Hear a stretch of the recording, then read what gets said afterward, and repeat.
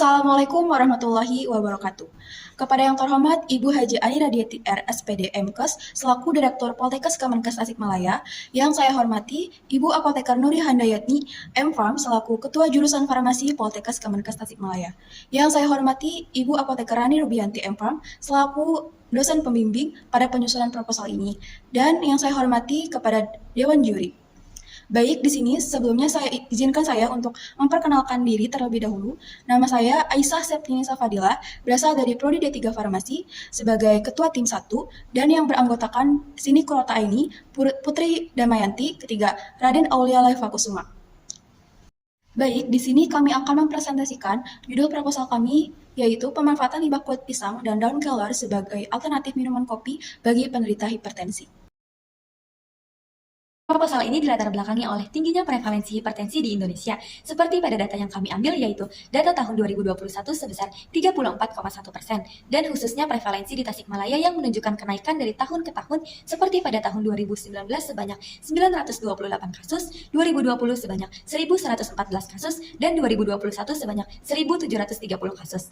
Salah satu penyebab tingginya hipertensi yaitu dikarenakan kebiasaan masyarakat Indonesia yang mengkonsumsi kopi. Faktornya dikarenakan kopi mengandung kafein yang dapat meningkatkan tekanan darah. Salah satu bahan yang dapat digunakan sebagai alternatif pengganti kopi yang tidak mengandung kafein yaitu limbah kulit pisang kepok. Menurut penelitian Nadila pada tahun 2014 menyebutkan bahwa kulit pisang kepok masih sedikit pemanfaatannya, padahal kulit pisang kepok ini memiliki berbagai kandungan yang kaya akan khasiat, salah satunya yaitu kandungan flavonoid sebagai antihipertensi. Selain kulit pisang kepok, bahan lain yang dapat menjadi alternatif produk minuman yang aman bagi penderita hipertensi yaitu daun kelor. Menurut penelitian Zahra, pada tahun 2022, daun kelor memiliki kandungan senyawa yang berpengaruh dalam mekanisme antihipertensi seperti flavonoid, alkaloid, kalium, vitamin C, dan potasium. Oleh karena itu, untuk mengatasi hal tersebut, kami tertarik untuk melakukan inovasi dalam pembuatan minuman kopi yang terbuat dari kulit pisang dengan kombinasi jeli daun kelor atau disebut dengan kopi kupi limu, yang bebas kafein sehingga aman untuk dikonsumsi bagi penderita hipertensi. Rumusan masalah yang kami angkat yaitu, yang pertama, bagaimana cara meningkatkan nilai guna limbah kulit pisang kepok sebagai alternatif minuman kopi bagi penderita hipertensi.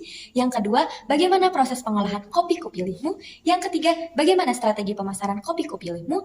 Dan yang keempat, bagaimana gambaran analisis ekonomi usaha kopi kupi limu. Adapun tujuan ini terbagi menjadi dua, yaitu tujuan umum dan tujuan khusus. Tujuan umumnya yaitu membuat alternatif minuman kopi tanpa kafein bagi penderita hipertensi, dan tujuan khususnya yaitu meningkatkan nilai guna kulit pisang kepok yang bernilai ekonomis tinggi, membantu para penderita hipertensi menikmati minuman kopi, dan mengurangi limbah kulit pisang kepok yang berada di lingkungan. Adapun manfaatnya yaitu menambah wawasan mahasiswa dan meningkatkan keterampilan dalam berwirausaha, memberikan wawasan dan peluang usaha bagi masyarakat akan pemanfaatan limbah kulit pisang yang dijadikan produk minuman kopi yang aman bagi penderita hipertensi. Dan yang ketiga yaitu memberikan gambaran peluang usaha bagi UMKM dengan pemanfaatan limbah kulit pisang dan daun kelor. Pada bab 2 merupakan gambaran umum rencana usaha. Yang pertama ada kondisi umum. Kegiatan produksi dilakukan melalui perencanaan yang matang dengan mempertimbangkan aspek sumber daya sebagai aspek penting.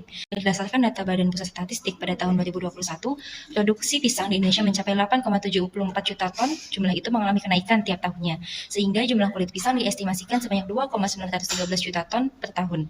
Selain itu, bahan baku yang digunakan adalah daun kelor. Namun, belum banyak masyarakat Indonesia yang dapat mengoptimalkannya. Tanaman ini tumbuh subur di daerah yang memiliki iklim tropis, seperti Indonesia. Keadaan ini mendukung keberlangsungan usaha berbahan baku daun kelor. Oleh karena itu, perlu adanya inovasi dari kedua bahan tersebut agar dapat dimanfaatkan secara optimal. Selanjutnya ada analisis dan gangguan produk. Kopi kulit pisang jeli moringa ini mempunyai sebutan atau singkatannya yaitu kopi kupi limu.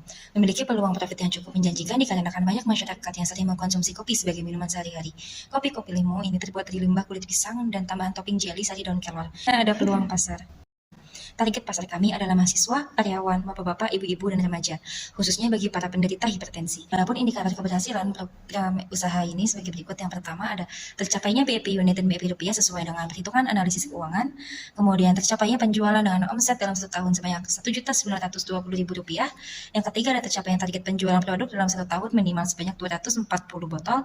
Dan yang keempat berhasil menarik dan menanamkan pada benak konsumen bahwa produk memiliki kualitas dan manfaat yang baik sehingga konsumen melakukan repeat order.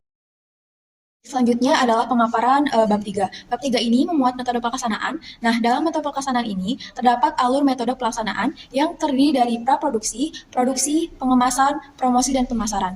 Nah, untuk tahap pertama yaitu praproduksi yang terdiri dari alat dan bahan terlampir, Untuk tahap kedua yaitu proses produksi. Nah, proses produksi ini yaitu pembuatan kopi kupi lumu yang terbagi menjadi 3 tahap.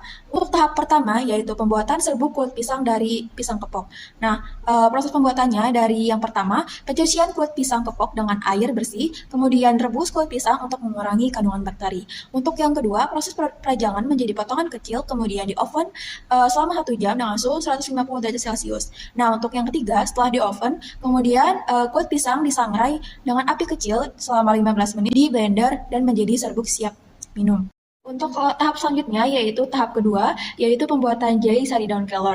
Cuci terlebih dahulu daun kelornya, kemudian rebus air mendidih, kemudian masukkan daun kelor dan tunggu hingga sarinya keluar. Kedua adalah setelah mendidih, pisahkan air dengan daun kelornya, kemudian masukkan jelly plain dan gula pasir secukupnya, aduk hingga rata. Untuk tahap ketiga yaitu pembuatan kopi limu. Pertama, panaskan air terlebih dahulu hingga mendidih. Setelah itu masukkan serbuk kopi, kemudian tuangkan air panas, aduk hingga rata. Saring dengan kertas saring atau penyaring sampai tidak terbawa ampas kopinya. Tambahkan susu full cream, gula aren secukupnya, dan terakhir tambahkan topping jelly sari daun kelor. Dan minuman kopi sehat pun siap diminum. Nah, dalam proses pengemasan ini, kopi kupi lumu dikemas menggunakan botol plastik ukuran 250 ml, kemudian ditempel dengan stiker di badan botol maupun di segel tutup botol. Pemilihan kemasan tersebut dipilih karena praktis dan harganya yang terjangkau. Pemilihan stiker menggunakan bahan vinil atau bahan stiker anti air. Tahap terakhir yaitu terdapat promosi dan pemasaran. Terdiri dari marketing mix. Yang pertama adalah produk. Produk kopi kupi lumu ini merupakan salah satu produk minuman kopi tanpa kafein yang menggunakan kulit pisang kepok sebagai bahan utama dan daun kelor sebagai topping.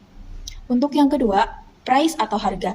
Sasaran target pasar para konsumen remaja hingga dewasa dengan menetapkan harga menjual produk seharga 10.000 per botol. Yang ketiga ada promotion atau promosi. Program promosi ini mulai dari promosi dan iklan. Untuk awal peluncuran produk, mengadakan promosi di mana setiap pembelian 1 botol mendapatkan 1 voucher. Jika telah terkumpul 10 voucher, dapat ditukarkan dengan 1 botol. Dan promosi tersebut menggunakan berbagai media sosial seperti WhatsApp, Instagram, Facebook, dan TikTok. Untuk yang keempat adalah place. Kami mendistribusikan produk melalui berbagai sosial media atau e-commerce, menjualnya langsung kepada pembeli seperti di kantin, Car Free Day, dan melalui pengecer. Baik, selanjutnya potensi hasil implementasi. Yang pertama ada prediksi analisis ekonomi usaha. Berdasarkan tabel berikut, dapat diketahui bahwa biaya penghasilan yang akan kami dapatkan selama 1 tahun yaitu sebesar Rp2.400.000. Kemudian biaya pengeluaran yaitu sebesar Rp1.749.000. Sehingga total keuntungan atau total laba yang akan kami dapatkan yaitu sebesar Rp651.000. Lalu, untuk upaya berkelanjutan pada 1 tahun yang akan datang atau pada tahun 2024, yang akan kami lakukan yaitu pada bulan Januari sampai Februari, kami akan melakukan inovasi rasa. Bulan Maret sampai Mei, kami akan melakukan perluasan pemasaran produk. Kemudian pada bulan Juni sampai Juli, kami akan melakukan pelatihan UMKM bagi pelaku usaha. Kemudian pada bulan Agustus sampai September, kami akan melakukan penambahan variasi ukuran kemasan. Dan pada bulan Oktober sampai Desember, kami akan melakukan modifikasi produk. Baik, selanjutnya yaitu kesimpulan dan rekomendasi. Kesimpulan, terciptanya inovasi produk kopi kupi lumu sebagai upaya untuk mengurangi limbah kulit pisang kepok dengan meningkatkan nilai guna dan memiliki nilai ekonomis yang tinggi. Selain itu, pemanfaatan limbah kulit pisang kepok sebagai bahan dasar pembuatan kopi dengan kombinasi jelly daun kelor menjadi alternatif produk minuman kopi yang dapat dikonsumsi pada penderita hipertensi. Dikarenakan, kopi kupi lumu ini tidak mengandung kafein. Kemudian, berdasarkan analisis ekonomi dan kelayakan usaha, dapat dilihat dari nilai BEP rupiah, yaitu Rp525.373, serta BEP unit sebanyak 51 unit, dengan nilai net present value sebesar Rp1.987.500 dan nilai profitability index sebesar 1,14. Berdasarkan nilai profitability index yang didapat menunjukkan angka lebih dari 1, maka usaha kopi kupi lumu ini dapat memenuhi kriteria kelayakan bisnis. Kemudian, produk ini kami rekomendasikan diperlukan SOP perlakuan yang sesuai pada proses pembuatan kopi kupi lumu, khususnya pada pembuatan serbuk kopi karena dapat terkontaminasi oleh mikroba dari udara luar. Kemudian, bagi masyarakat diharapkan untuk tidak langsung membuang limbah kulit pisang kepok dengan percuma, karena dapat dimanfaatkan kembali menjadi suatu produk yang sangat bermanfaat dan dapat menjadi nilai jual tinggi. Baik, berikut merupakan lampiran daftar pustaka yang kami gunakan selama proses penyusunan proposal kopi kupi lumu. Baik, sekian presentasi dari kelompok kami. Kurang lebihnya mohon dimaafkan. Wabillahi taufiq wal hidayah. Wassalamualaikum warahmatullahi wabarakatuh.